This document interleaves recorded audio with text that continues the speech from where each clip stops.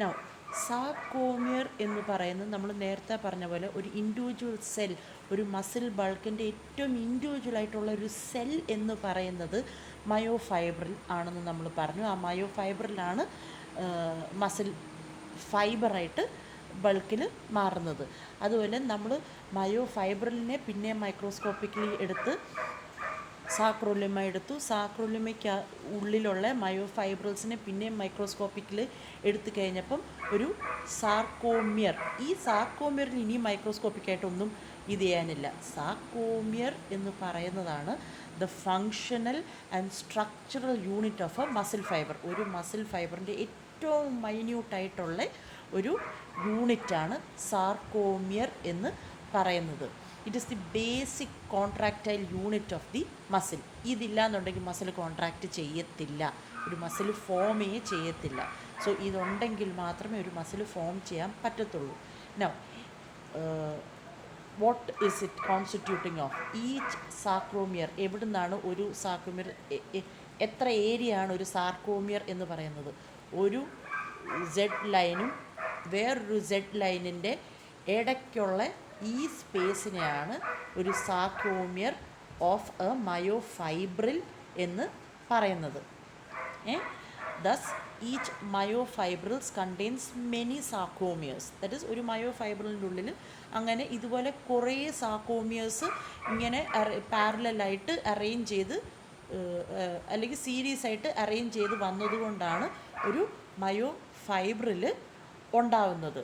Through out connect ചെയ്ത് series ആയിട്ട് connect ചെയ്ത് കുറേ സാർക്കോമിയേഴ്സ് വരുന്നു. കുറേ സെഡ് ലൈൻസിൻ്റെ ഇടയ്ക്കുള്ള ഓരോരോ സാർക്കോമിയേഴ്സ് സീരീസ് ആയിട്ട് കണക്ട് ചെയ്യുന്നതുകൊണ്ടാണ് ഒരു മയോഫൈബ്രിൽ ഉണ്ടാവുന്നത്. This muscle when it is in A relaxed state or in an average length, ഒരു സാർക്കോമിയറിൻ്റെ നീളം എന്ന് പറയുന്നത് ഇസ് 2 to 3 മൈക്രോൺ.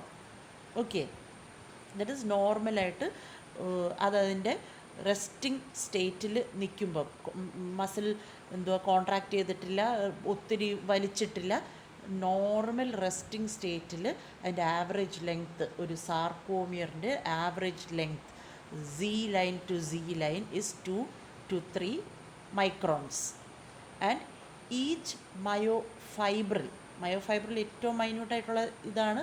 ആ myofibril consist of alternative A band and I band. In the middle of A band there is a light area called as H zone.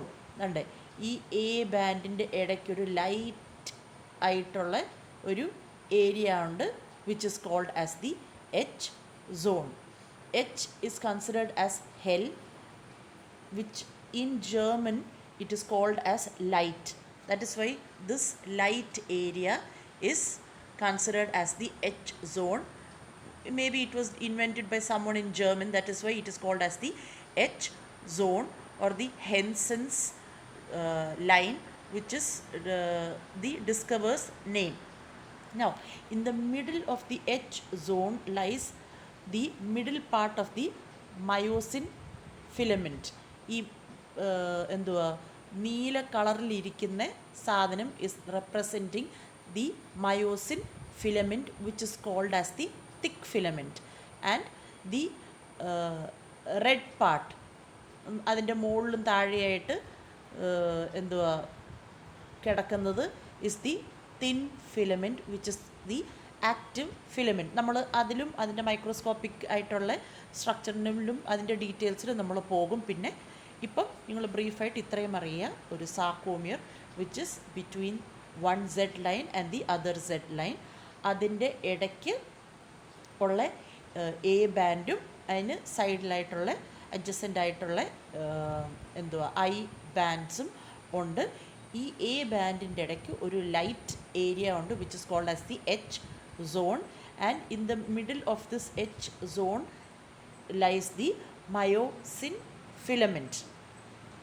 It is also called as the M line. The thick filament in the area, it is also called as the M line, which is middle ആയിട്ട് ഇരിക്കുന്നത് കൊണ്ട്. That is, M is Mittel, which is a German word for middle, and M is formed by the myosin binding filaments.